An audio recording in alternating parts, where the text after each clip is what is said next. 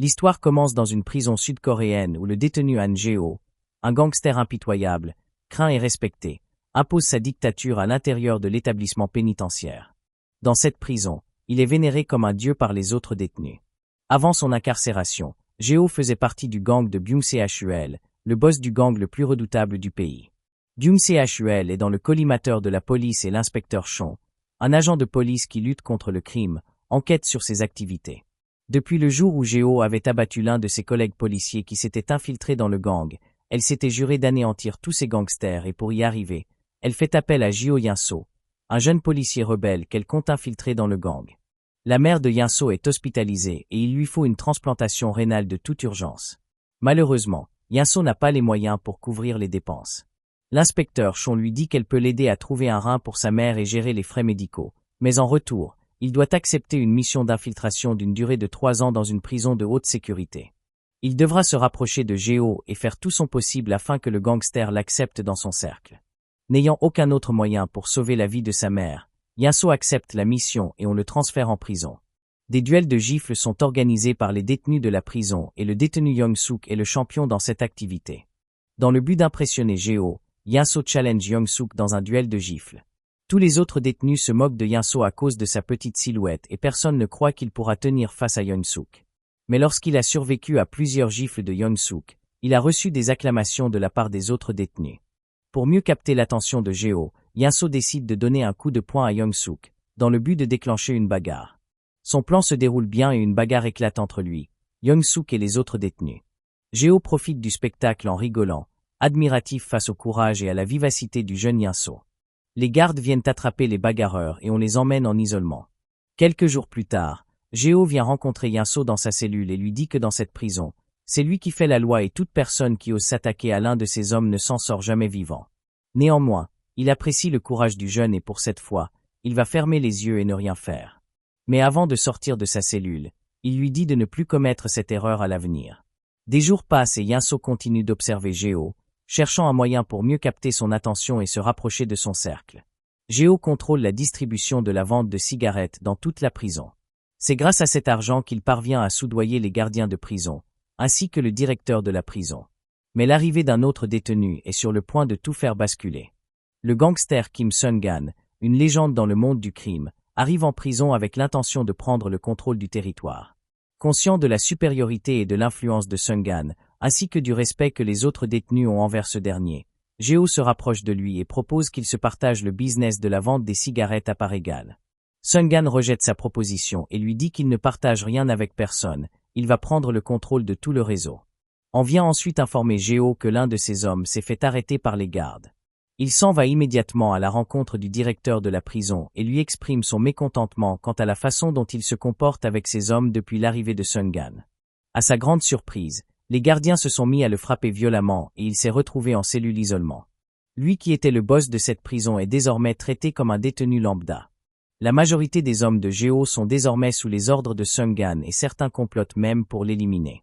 Quelques jours plus tard, lorsque Jae-ho marchait tout seul dans le couloir de la prison, Yinso qui venait de le traverser aperçoit Young-suk qui fonce dans le dos de Jae-ho avec un poignard dans la main.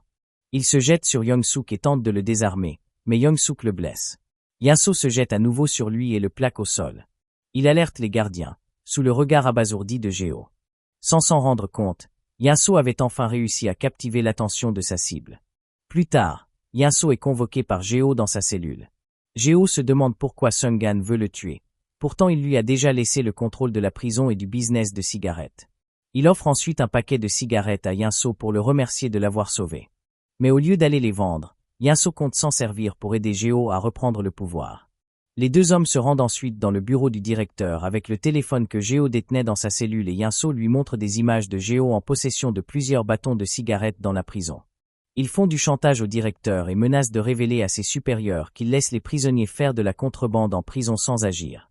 Dans un accès de rage, le directeur a brisé le téléphone et a ensuite giflé Yinso. Jae-ho gifle le directeur avant de lui dire que les images ont déjà été envoyées à ses amis à l'extérieur. Ils attendent juste son signal pour tout balancer au procureur. Ne souhaitant pas perdre son poste, le directeur finit par céder au chantage et livre Sung-gan entre les mains de Jae-ho. Tous ceux qui l'ont trahi, ainsi que celui qui avait tenté de l'assassiner, était ligoté aux côtés de Seung-gan et Geo voulait que Seung-gan lui dise pourquoi il avait essayé de le tuer. Il verse de l'huile bouillante sur les jambes de Seung-gan et lui pose des questions, mais Seung-gan supporte la douleur et refuse de balancer le commanditaire de son assassinat. Ne souhaitant pas se faire griller à son tour, Yeon-suk révèle à Geo que c'est le grand boss Byung-se-hul qui a donné l'ordre qu'on l'élimine. Après avoir obtenu ses réponses, Geo s'avance vers Seung-gan et sans la moindre hésitation, il lui verse de l'huile bouillante sur la tête, mettant brutalement fin à ses jours. Geo avait une fois de plus bouleversé la hiérarchie carcérale, reconquérant son trône. Il aimait de plus en plus la compagnie de Yinso et les deux sont devenus inséparables, allant même aux toilettes ensemble. Mais derrière cette façade de fraternité, Yinso n'oubliait pas sa mission. Il envoyait constamment des rapports à l'inspecteur Chon. En retour, elle lui informe qu'on avait trouvé un donneur de rein compatible pour sa mère. Une nouvelle qui va le rendre fou de joie. Dans un excès d'excitation, Yinso demanda à Geo s'il pouvait rejoindre son gang après sa libération. Geo fut surpris par cette demande audacieuse. Le lendemain, Geo reçoit la visite de son meilleur ami Byung-jae, qui est aussi le neveu de Byung-se-hul, le boss du gang. Byung-jae est très mécontent du fait que son oncle a tenté de tuer son meilleur ami. Il propose à Geo de tuer le Big Boss lorsqu'il sortira de prison. Geo est choqué d'entendre son ami programmer le meurtre de son oncle comme si de rien n'était. Geo lui demande ensuite s'il a enquêté sur Yinso comme il le lui avait demandé. Byung-jae lui montre une image où Yinso est aperçu avec l'inspecteur Chon, la preuve qu'il est un agent infiltré. Byung-jae suggère à Geo de tuer Yinso, mais Geo souhaite plutôt le recruter dans son équipe. Byung-jae lui demande comment il compte réaliser cet exploit et Geo lui dit qu'il a un plan. Le lendemain, on aperçoit que la mère de Yinso est sortie de l'hôpital et elle est en bonne santé. Le jour d'après, Yinso reçoit la nouvelle tragique du décès de sa mère. Consumé par le chagrin, Yinso devient dévasté et incontrôlable. Il avait accepté cette mission pour sauver la vie de sa mère et aujourd'hui on l'informe que son sacrifice était en vain. Yinso appelle l'inspecteur Chon et lui demande de l'aider à sortir pour assister aux obsèques de sa mère. Malheureusement pour lui, l'inspecteur Chon fait passer la mission avant tout et refuse la requête de Yinso, malgré ses multiples supplications. Plus tard dans la nuit, Geo se rend dans la cellule de Yinso pour tenter de le consoler, mais Yinso se met à l'attaquer. Il voulait juste défouler sa rage sur quelqu'un ou quelque chose. Après avoir reçu une bonne bastonnade de la part de Geo, il finit par se calmer. Le lendemain, Yinso est convoqué dans le bureau du directeur et ce dernier l'informe que Geo a négocié sa sortie de prison pendant 24 heures. Le directeur lui donne l'autorisation d'aller assister aux obsèques de sa mère. On l'informe aussi que c'est Geo qui a pris en charge tous les frais funéraires, assurant ainsi un enterrement respectueux à la mère de Yinso. Ces actes d'apparente gentillesse ont profondément marqué Yinso. À son retour en prison, Geo a orchestré un accueil grandiose, accompagné d'un entourage fidèle. Il savait que Yinso, en deuil et vulnérable, était prêt à être manipulé. Ce jour-là, pendant que Yinso lui racontait comment sa mère l'avait élevée toute seule sans le soutien de son père, Geo a pris la parole et lui a raconté sa propre histoire tragique. Il dit à Yinso que son père était un alcoolique violent qui battait sa mère constamment. Un soir, sa mère a empoisonné le repas de famille et lorsqu'il l'avait constaté, il était allé vomir tout ce qu'il avait mangé dans les toilettes. À son retour, il a trouvé les corps sans vie de ses parents étalés au sol. Après cet échange, Geo a réussi à forger un lien puissant avec Yinso. Réalisant que c'était enfin le bon moment, Geo a demandé à Yinso de rejoindre son gang. Honoré de recevoir cette demande de la part de Geo, Yinso lui a révélé qu'il était un agent de police infiltré. Il voulait entièrement gagner la confiance de Geo, même si cette révélation aurait pu être fatale pour lui. Geo a apprécié sa sincérité et n'a pris aucune action. Quelques mois plus tard, Geo sort de prison et goûte à nouveau à la liberté. Peu de temps après, c'est au tour de Yinso de sortir de prison. Geo l'attendait à l'extérieur avec un énorme cadeau pour célébrer sa libération. Yinso a eu droit à sa première partie de sexe depuis 3 ans avec une jolie femme blonde. Ils se sont rendus à l'entreprise du grand patron, Byung-se-hul, pour les présentations. L'inspecteur Chon était présent dans le bureau et elle a fait semblant de ne pas connaître Yinso, pareil pour Yinso qui a fait semblant de ne pas la connaître. Geo regardait la scène avec le sourire. Plus tard dans la soirée, lors d'un dîner organisé pour accueillir le nouveau membre du gang, les tensions montent entre Byung-jae et Yinso. Byung-jae ne supporte pas la présence de Yinso parce qu'il sait que c'est un flic infiltré. Une confrontation entre les deux gangsters a entraîné l'intervention de Byung-se-hul, qui a dû corriger son neveu en l'humiliant devant tous les autres membres du gang. Byung-jae s'est retiré dans sa voiture et s'est mis à pleurer comme un gamin. Geo est venu réconforter son meilleur ami, tout en se moquant de lui parce qu'à la base, un gangster ne doit pas pleurer. Byung-se-hul profite de l'absence de Geo pour poser quelques questions à Yinso. Il voulait savoir comment était la vie de Géo en prison. Yinso lui a révélé qu'en prison, Géo était comme un président.